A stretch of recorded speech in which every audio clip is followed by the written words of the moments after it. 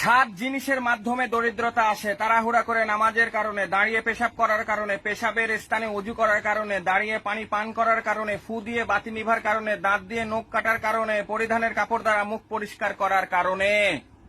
মোবাইলের রিংটন বাজলে মনে হয় কেউ একজন তোমার সাথে যোগাযোগ করার চেষ্টা করতে চাচ্ছে, ঠিক তেমনি দৈনিক 5 বার আজানের মাধ্যমে তোমার রব তার সাথে সাক্ষাতের জন্য ডাকছেন। ইয়া রব, আমাদের সবাইকে 5 ওয়াক্ত নামাজ আদায় করার তৌফিক দান করুন।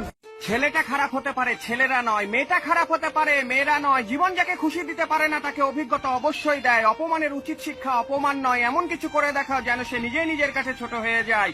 নিজের প্রতি বিশ্বাস রাখলে কঠিন জিনিসও সহজ মনে হয়। 5টি কথায় সকল চাওয়া: আল্লাহুম্মা মাগফিরিলি, হে আল্লাহ আমাকে ক্ষমা করুন, ওয়ারহামনি আমাকে রহমত করুন, ওয়াহদিনি আমাকে হেদায়েত করুন, ওয়ারযুকনি আমাকে রিজিক দান করুন, ওয়াআফিনি আমাকে সুস্থতা দান করুন।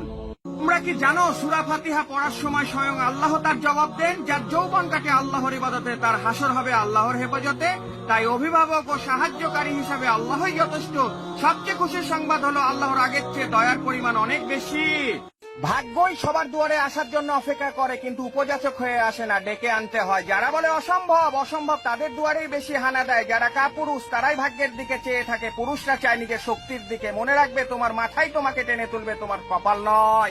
রেসপেক্ট করতে শিখুন ওই মানুষগুলোকে যাদের সাথে খারাপ ব্যবহার করলেও আপনার সাথে খারাপ ব্যবহার করে না। নিজের শ্বশুর শাশুড়িকে নিজের বাবা মা ভাবতে শিখুন, তবেই তো উনারা আপনাকে তাদের নিজের ছেলে মেয়ের মতো ভালোবাসবে। মনে রাখবেন, হাজারো ঝগড়ার মাঝে যে সম্পর্কগুলো টিকে থাকে তারই নাম ভালোবাসা। একটি বছর 365 দিনের জন্য, একটি মাস 30 দিনের জন্য, একটি দিন 24 ঘন্টার জন্য, একটি ঘন্টা 60 সেকেন্ডের জন্য, শুধু একটি আমল অনন্তকালের জিন্দেগির জন্য, সেটি হলো নামাজ।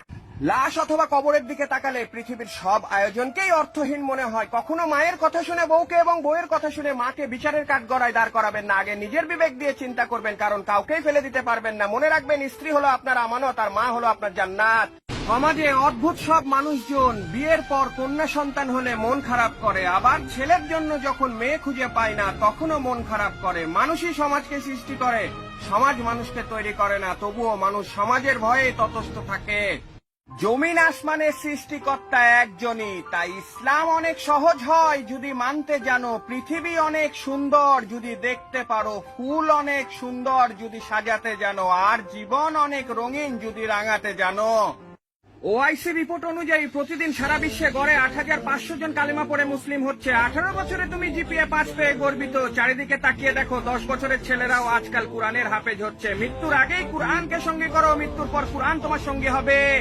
আসসালামু আলাইকুম, সবাইকে আরবি নববর্ষের শুভেচ্ছা। আগামী 8 ও 9 সেপ্টেম্বর যথাক্রমে রবি ও সোমবার আশুরার রোজা। রাসূল সাল্লাল্লাহু আলাইহি ওয়াসাল্লাম বলেন, আশুরার 10ই মুহররম সিয়াম আমি আশা করি আল্লাহর নিকটে বিগত 1 বছরের সগীরা গুনাহ কাফফারা হিসাবে গণ্য হবে।